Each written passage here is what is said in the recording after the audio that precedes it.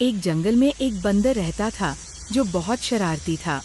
उसका बस एक ही काम था, सबको परेशान करना और अपनी शरारतों से सभी का जीवन कठिन बनाना।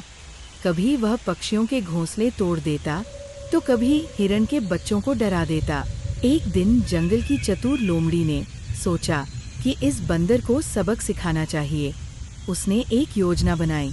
लोमड़ी बंदर के पास जाकर बोली, बंदर भाई, तुम्हारी ताकत और चतुराई की बहुत प्रसिद्धि है, लेकिन क्या तुम्हें पता है कि एक चमत्कारी पेड़ है जो अगर तुम्हें मिल जाए तो तुम जंगल के राजा बन सकते हो? बंदर ने हैरान होकर पूछा। कौन सा पेड़? मुझे कहाँ मिलेगा वह? लोमड़ी मुस्कुराते हुए बोली, जंगल के बीच में एक नदी है, उसके पार एक पेड़ है जो केवल सबसे चतुर को मिलता है। लेकिन ध्यान रहे, उस पेड़ तक पहुंचना मुश्किल है क्योंकि रास्ते में कई समस्याएं आती हैं। बंदर ने तुरंत तय किया कि वह उस पेड़ तक जरूर जाएगा। अगले दिन बंदर चमत्कारी पेड़ की तलाश में नदी के पार जाने लगा, लेकिन जैसे ही वह नदी के बीच में पहुंचा, बहते पानी और फिसलन भरे पत्थरों की वजह से वह फिसल गया और धड़ाम से नदी में गिर गया।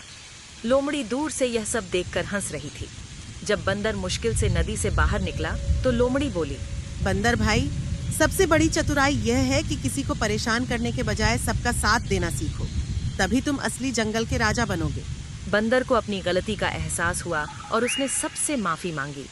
उस दिन के बाद से वह शरारती बंदर एक अच्छा और सबका दोस्त बन गया। इस कहानी से हमें ये शिक्षा मिलती है, हमेशा दूसरों के साथ अच्छा व्यवहार करना चाहिए, शरारत से किसी का भला नहीं होता।